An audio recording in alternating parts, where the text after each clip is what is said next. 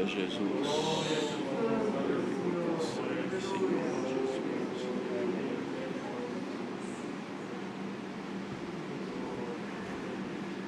Glória a Deus.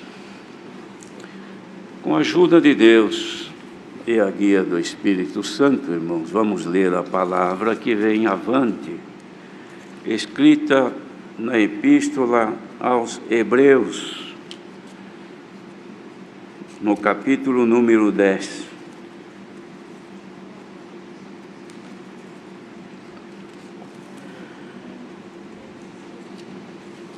Hebreus capítulo 10.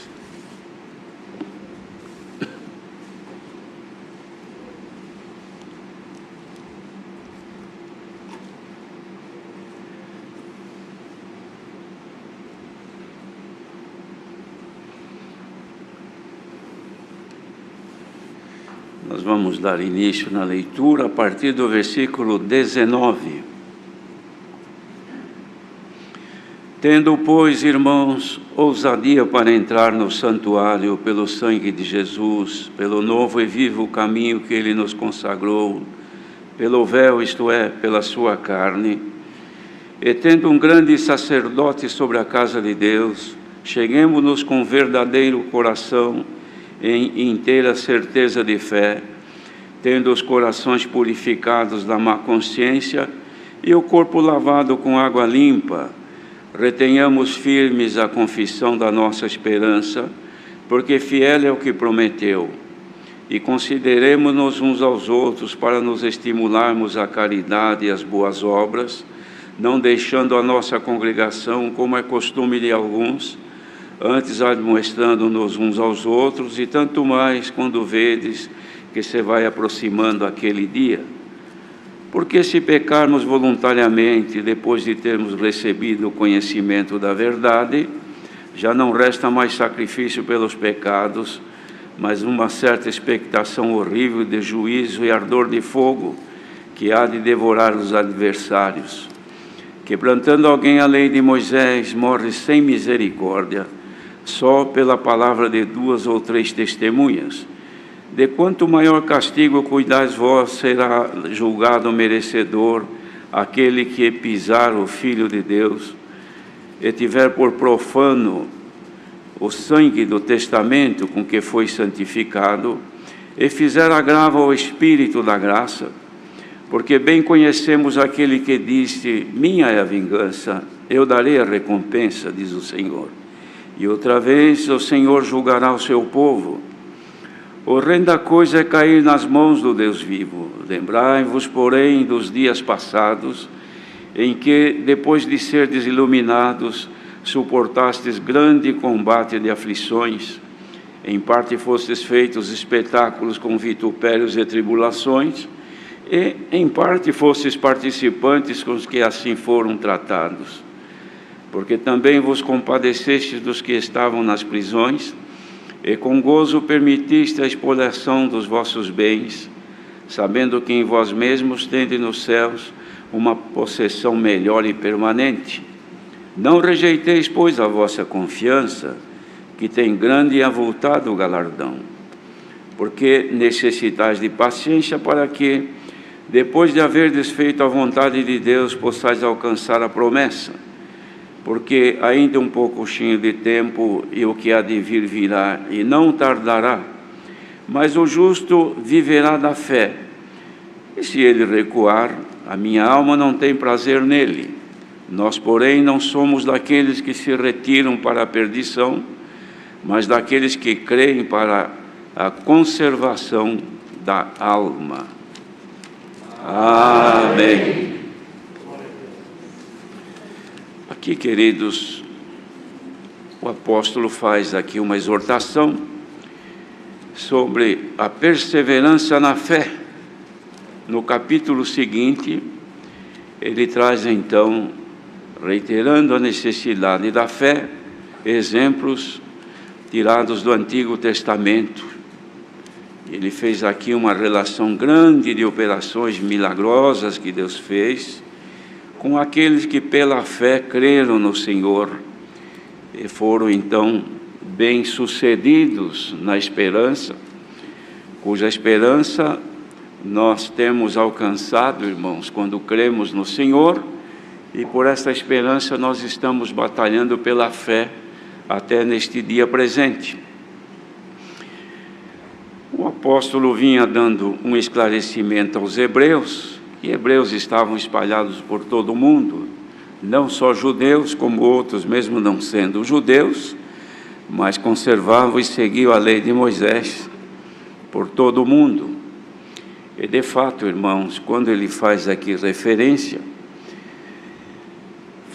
dizendo: lembrai-vos, porém, isso aqui no versículo 32, dos dias passados em que, depois de serdes iluminados, suportaste grande combate de aflições, tendo sido espetáculos com vitupérios e tribulações, e muitos foram participantes com os que assim foram tratados. Ele estava se referindo ao sofrimento que muitos deles que haviam crido no Senhor já haviam padecido. Está aqui, irmãos, quando ele escreveu, foi ali um pouco mais para frente dos anos 60 e antes dos anos 70, porque nos anos 70 veio a destruição de Jerusalém, e isto aqui foi antes, mas foi depois da morte de Tiago. Então está ali pelos anos 60 ou 65, por aí. Mas ali já havia a perseguição passada, ou seja, o povo passado pela perseguição, e esta perseguição começou logo depois que a obra de Deus tomou um corpo, quando o Senhor chamou um número grande de fiéis. Os irmãos se lembram que quando, nos dias de Pentecostes, houve pela primeira vez na história da humanidade o derramamento do Espírito Santo, cumprindo então as profecias, principalmente de Joel, que profetizou sobre os últimos tempos, que Deus derramaria do seu Espírito sobre toda a carne. E realmente, irmãos, o Espírito de Deus foi derramado como Jesus prometeu, e disse: se eu for, enviar-vos-ei. De fato, ele foi e enviou.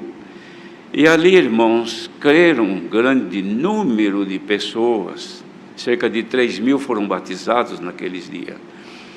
Mas não eram só ali de Jerusalém, era de todo o mundo antigo, que viajavam porque era tempo de festa, e era uma festa universal para os que cumpriam a lei de Moisés, principalmente judeus, que estavam ali em Jerusalém, onde eles faziam a festa da Páscoa.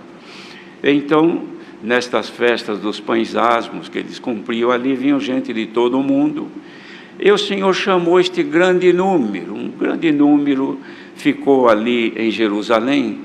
Os irmãos vejam que só deles ali que reuniram no dia de Pentecostes estava cerca de 120 pessoas, mais ou menos. Então já haviam crido um bom número, em pouco mais de 40 dias que o Evangelho estava anunciado. O Senhor Jesus deixou e os discípulos continuaram ali escondidos, porque estavam perseguidos já pelo povo de Jerusalém. Mas esses que creram e se espalharam pelo mundo, levaram o Evangelho consigo. E para onde foram, a graça de Deus foi crescendo, mas não faltou então a perseguição. De modo que quando foi escrita esta carta, eles haviam sofrido bastante, muitos haviam sido mortos, decapitados, outros sofreram, irmãos, todo tipo de espoliação dos bens, perderam familiares, assim por diante, mas eles estavam firmes, esperando o cumprimento da palavra de Deus na vida deles. E agora então o apóstolo escreve esta carta dirigida a estes irmãos por todo o lugar onde fosse possível chegar, exortando a perseverança na fé, porque ele havia escrito um pouco antes aqui, ou melhor, finalizando o primeiro parágrafo deste capítulo 10, ele havia escrito assim, que Deus prometeu aos que crescem em Jesus Cristo e fossem batizados, dizendo assim: jamais me lembrarei de seus pecados e de suas iniquidades. Então dizia: onde há remissão destes, não há mais oblação pelo pecado. Então o apóstolo dizia que, havendo sido remido já do pecado, crente, que o Senhor chamou, creu e foi batizado, agora restava somente permanecer na fé, que era o objetivo desta carta e que o Senhor nos manda aqui hoje, a permanecermos firmes na esperança que o Senhor pela fé colocou em nossos corações. Então ele dizia: irmãos, nós temos ousadia pela fé para entrar no santuário. Santuário é morada de Deus, irmãos. Deus mora no santuário. Tanto é que o santuário construído no templo era proibido a entrada das pessoas lá, mesmo do sacerdote. E no lugar santíssimo, só uma vez por ano, ainda tinha que oferecer sangue para oblação do pecado do sumo sacerdote, que era só ele que entrava lá. Mas na morte do Senhor, quando o seu corpo faleceu, o véu deste templo, ou seja, o véu desse lugar santíssimo, abriu-se de cima a embaixo, indicando então que agora ficou aberta a entrada, franqueada a entrada no santuário de Deus. Isto é, Deus que ficava oculto, longe do pecador, porque o pecador, como é que ia se achegar a Deus? A lei mostrava o pecado, mas não dava força e poder para se libertar dele.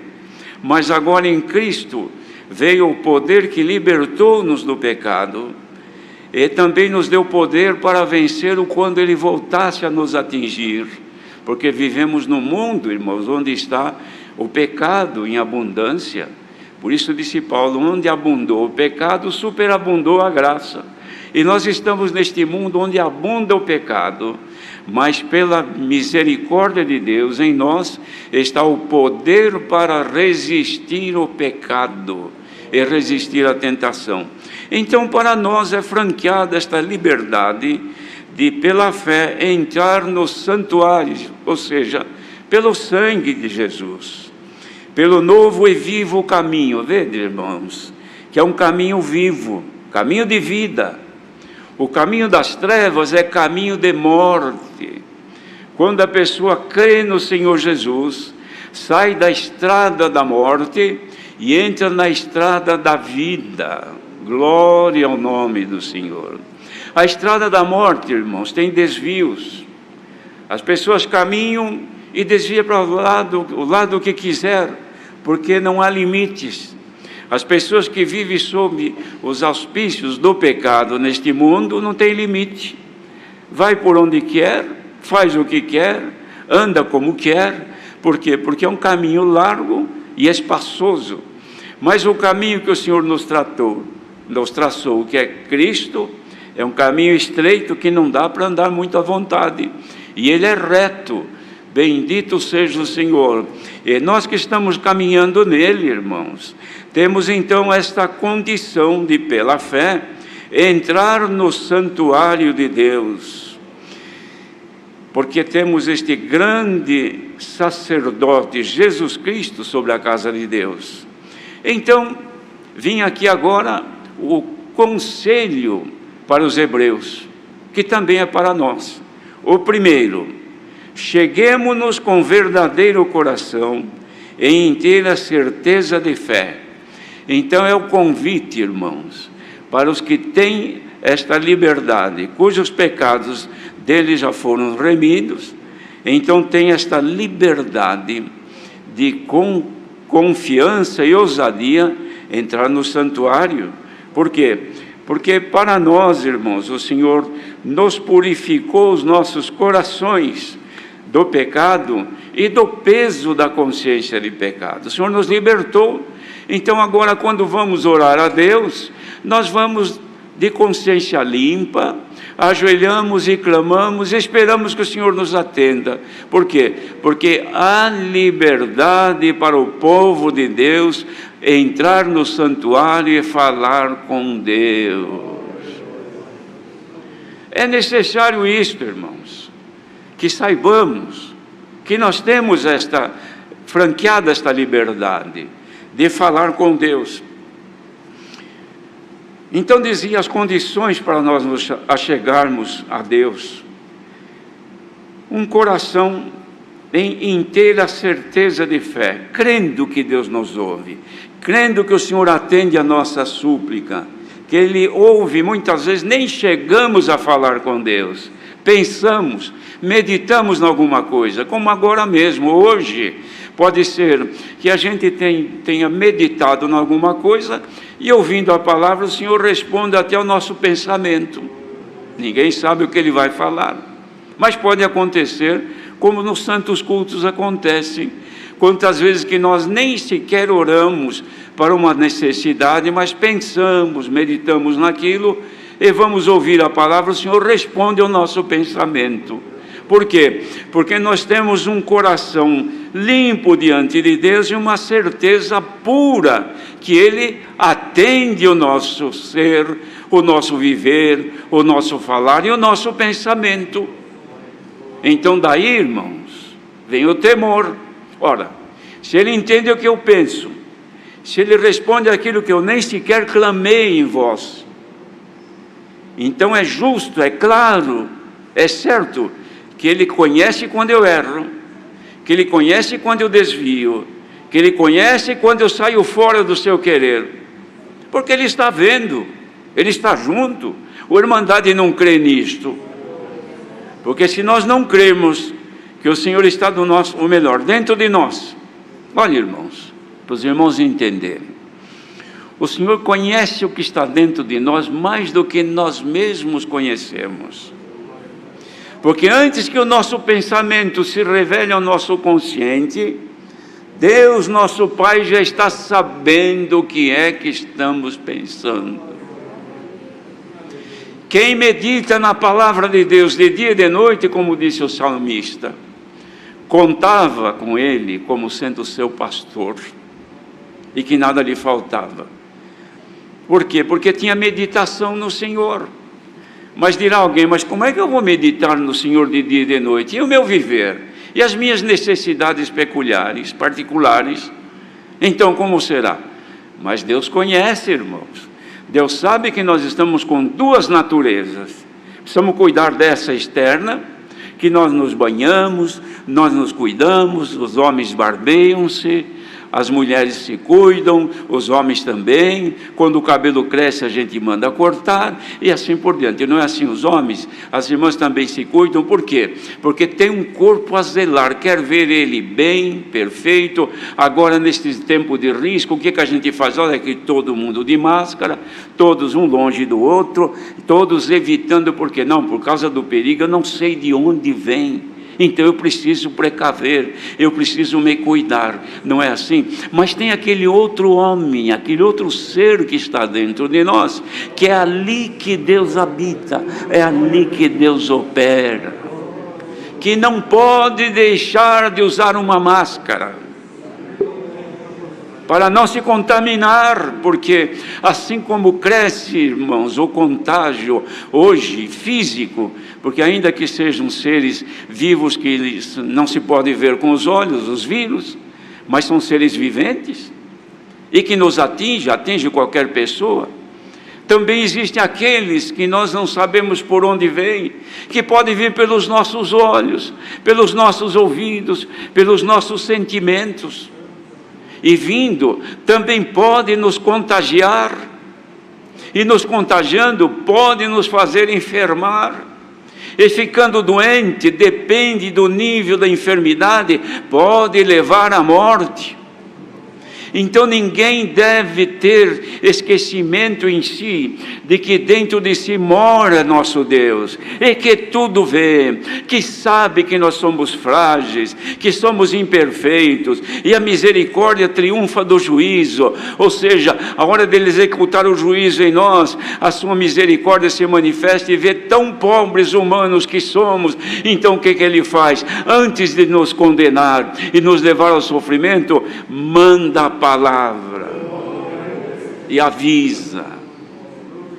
E se não der tempo de mandar, a palavra, ouvindo, mas Ele arranca de dentro de nós aquele pedacinho que está guardado e revela na consciência aquele capítulo, aquela pregação, e a pessoa, meu Deus, tem piedade. E muitas vezes clamamos pelo sangue do Senhor Jesus. Por quê? Porque o Senhor me lembrou que se eu cair neste erro, então Ele vai se distanciar de mim. É assim que os irmãos vivem? Se não for assim, a coisa está ruim.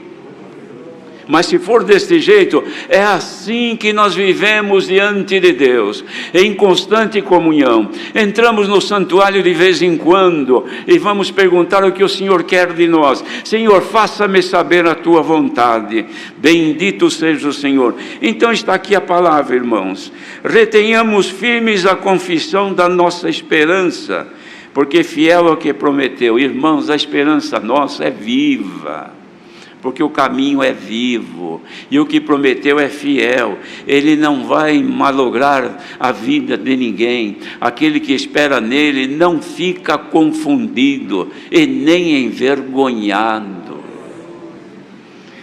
E depois então vinham as recomendações: reter firme a confissão da esperança, considerar uns aos outros, para nos estimularmos à caridade e às boas obras. Irmãos, considerar é honrar um ao outro, respeitar um ao outro, amar um ao outro, faz com que a caridade em nós, ela vai se multiplicando, vai fazendo ela ser estimulada, e quando há estímulo da caridade e do amor, irmãos, então aparecem em nós as boas obras. Boas obras, não é com boas obras que se vai agradar a Deus, mas através da fé e do amor, as boas obras são agradáveis a Deus. Porque se boas obras materiais fossem agradáveis a Deus, então a pessoa faz tudo o que Deus condena pela palavra, e depois vai e faz um sacrifício, faz aí alguma obra, uma doação, um atendimento, pronto, já fiz uma recompensa e já estou coberto por boas obras. Mas não são estas boas obras, são as boas obras como frutos da fé perfeita em Jesus Cristo. É por ela que temos as boas obras agradáveis a Deus. E depois não deixar a nossa congregação, como alguns já estavam acostumados. Não é deixar de congregar na sua comum congregação, porque agora também nem estamos podendo, mas é a comunhão, irmãos. A congregação não é o templo, não é o lugar, não é o prédio. A congregação não é só o nome da congregação cristã no Brasil. A congregação é o conjunto de fiéis. Esta é a congregação. O Senhor Deus chamava, pelos profetas, chamava a congregação de Israel, era o povo reunido, o povo unido. Nós não unimos fisicamente, mas no Espírito. É a congregação dos fiéis que louvam a Deus, como agora, multidão, não sei quantos mil, milhares, sei lá, que estão ouvindo, deverão estar ouvindo a palavra agora. É a congregação reunida, não está fisicamente, mas na comunhão, ouvindo e estimulando todos o mesmo amor, e vindo a nós as mesmas boas obras. Porque, irmãos, o apóstolo dizia: tanto mais quando vendes que esses dias vão se aproximando. E depois então ele vinha a explicar o risco daqueles que pecavam por boa vontade, ou seja, tinha boa vontade de fazer o mal. Pessoa que tinha desejo de praticar o mal, praticava o mal, irmãos, conscientemente. Então, voluntariamente pecando, estes, depois de terem conhecido a palavra de Deus e sido libertos, foram perdoados os seus pecados, então não resta outra coisa senão uma expectação horrível de juízo. A consciência pesa, a pessoa fica ali sofrendo aquela acusação, porque pecou, querendo, sabendo que ia desagradar a Deus, e o fez. Este sofre depois. Porque, irmãos, a desobediência da lei de Moisés levava a pessoa à morte. A desobediência a Deus, na graça do Filho de Deus, pode levar a pessoa à morte, enquanto não chegar a misericórdia, como agora está chegando. Glória ao nome do Senhor. Porque se não houvesse misericórdia de Deus, ninguém permanecia nesta bendita graça. E assim, irmãos, quantas coisas ele explicou sobre aqueles que se afastam de Deus. Mas depois, irmãos, ele exortava então os irmãos para não vir a menos por conta dos que haviam sofrido pela perda de entes queridos, sofrido perseguições, prisões, condenações injustas. Irmãos, precisaram se esconder em cavernas, foram presos, maltratados e assim por diante. Então ele exortava para ninguém vir a menos por causa disso, e não rejeitar a confiança, porque o galardão era enorme, o galardão era muito grande. Quem perder a confiança, irmãos, perde o prêmio. Galardão é prêmio, ninguém gosta de perder um prêmio depois que já está designado a recebê-lo. Os irmãos imaginam que tristeza uma pessoa que foi avisada: olha, você foi premiado nisto, você foi premiado naquilo, naquele concurso, naquilo, você foi premiado, teu nome saiu lá numa lista, e de repente a pessoa perdeu o prazo, esqueceu, quando volta, olha, você chegou tarde, outro já levou no teu lugar, porque você não apareceu, você não contestou, então agora você já não tem mais direito. Irmãos, quem rejeita esta confiança da esperança da vida eterna, irmãos, perde o grande e avultado galardão. Que nós queremos crer que quem está ouvindo a palavra agora, perdendo alguns minutos da sua vida, porque para muitos é uma perda de tempo, mas para aqueles que estão empregando o tempo da sua vida, irmãos, o galardão não há como medir. Qualquer meio de medir valores não mede o tamanho do prêmio que nós vamos ter quando o Senhor nos levar para a sua glória. Então dizia assim: para tudo isso vocês precisam de paciência. E é isto que o Senhor nos recomenda, irmãos. Paciência. Na paciência possuireis as vossas almas. Ou seja, a vida da pessoa, ela está ligada com a paciência. Paciência em suportar, paciência em esperar, paciência em se conter, paciência em viver. Que Deus nos dê hoje, irmãos, como foi pedido antes da oração, que o Senhor nos dispensasse algum dom. Quem sabe o Senhor resolva, pela nossa dedicação, nos dar um pouquinho mais do dom da paciência, até para ouvir essa palavra. Porque pode ser que alguns por esse mundo afora, mesmo aqui, não sei, que já fica preocupado, mas não vai parar. Já passou das 7 horas, mais de 1 hora o culto, e o irmão não vai parar de ficar falando. Precisa de paciência. O povo precisa de paciência para ouvir a palavra, paciência para esperar no Senhor, paciência com a esposa, paciência com o esposo, paciência com os filhos, paciência com os pais. Quantos que os pais já são idosos, já não respondem mais na mesma velocidade que os filhos, mas os filhos não têm mais paciência com os pais, então despreza o pai, despreza a mãe, desfazem dele. Quantas vezes se vê pessoas andando com idosos, ele já não tem mais aquela paciência, anda depressa arrastando o pobre do idoso que vai tropeçando porque não tem mais vigor. Outros andando com o pai, com a mãe, o pai fala alguma coisa, já a segunda vez que pergunta, então o filho reage com uma dura resposta, porque não tem mais paciência. Quantos que não tem mais paciência para orar, não tem mais paciência para cantar, não tem mais paciência para ficar 1h30 num culto, e no culto fica incomodado, o banco parece que está sentado num monte de pedras, e aquilo incomoda tanto. Por quê? Porque não tem mais paciência. Irmãos, se o povo tivesse agora pelo menos predisposição para receber algum dom, quem sabe Deus dispensasse dos céus um pouco de paciência, paciência nesta pandemia. Glória ao nome do Senhor. Porque necessitais de paciência, para que depois de haverdes feito a vontade de Deus, possais alcançar a promessa, irmãos.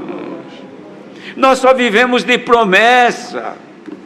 Qualquer um que perguntar aqui, sentado nestes bancos, estou esperando uma promessa. Deus me prometeu isso, me prometeu aquilo.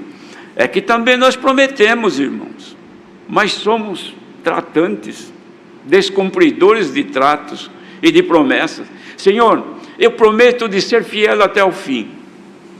É um engano. daqui a pouco já estou sendo infiel, quebrei a promessa. Quanta coisa que já prometemos ao Senhor e não cumprimos. Mas hoje o Senhor vem dar aqui a paciência para nós, para que depois de havermos feito a vontade de Deus, e a vontade de Deus agora é que recebamos a paciência. Então, Irmandade reunida agora, em nome do Senhor Jesus, receba o dom da paciência. Glória ao nome do Senhor. Tenha paciência. Tenha paciência de esperar terminar esta palavra, porque pode ser que daqui a alguns minutinhos termine e junto com o final da palavra venha aqui já alguma recompensa, porque nós vivemos disso. Nós somos exímios cobradores, somos tratantes, mas para cobrar nós nos damos sossego ao Senhor. Senhor, e aquela promessa? E aquilo que o Senhor falou? E aquela palavra? Senhor, e aquilo? E mais aquilo, e mais aquilo. E o Senhor não está cobrando nada, está dizendo: eu quero te dar paciência. Por quê? Porque temos que entender isso. Ainda um pouquinho de tempo, e o que há de vir virá, e não tardará. Mas aqui o Senhor fala que o que há de vir virá e não tardará, não é somente sofrimento, angústias, dores e as tribulações do tempo presente que Jesus anunciou, irmãos. O princípio de dores são 3 situações que o Senhor Jesus deixou bem claro aos discípulos.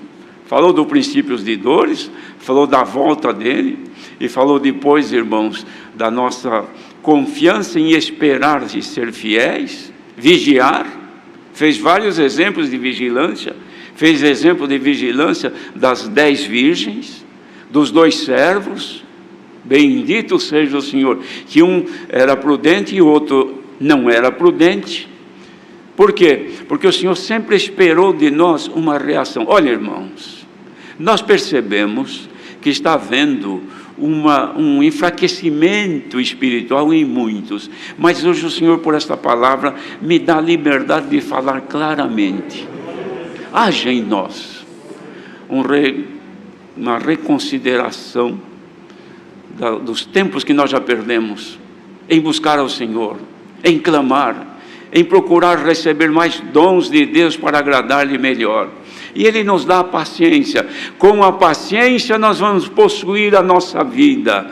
Com a nossa paciência nós vamos agradar a Deus, queridos irmãos.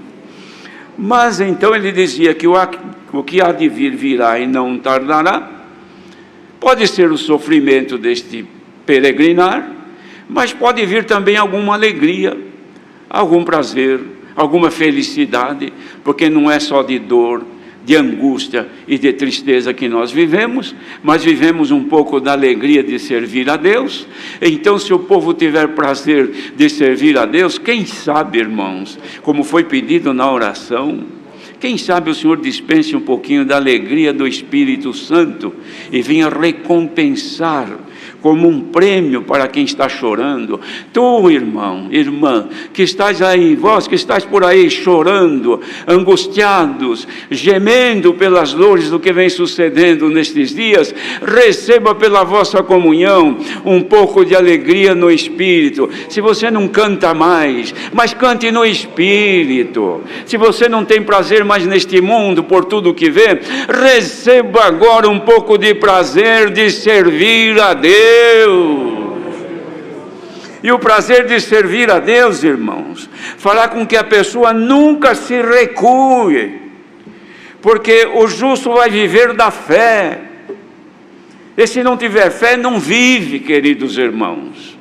E vivendo da fé, não pode recuar, porque aquele que recua, o Senhor dizia ao apóstolo: a minha alma não tem prazer nele. O Senhor não tem prazer em quem recua. Quanta gente que já recuou, já não canta mais, já não ora mais, não tem mais prazer nas coisas de Deus, mesmo agora. Quantos que estão festejando por este mundo afora, e alguém diz: mas você não vai pelo menos participar do culto, ou pelo menos ouvir? Não, deixa eu estar ocupado agora. bendito seja o Senhor. Mas quem tiver prazer, quem esteve e ainda está perante o Senhor, esperando o Senhor, fala mais, que eu preciso da tua palavra. Glória ao nome do Senhor. Então o Senhor te avisa: minha alma ainda tem prazer em ti. Olha, irmãos, a alma é a vida. Se a vida de Deus tiver prazer em nós, então fiquemos tranquilos, que ela não se apartará de nós. E se ela está em ti, irmão, receba agora a certeza de que ela habita dentro do teu coração.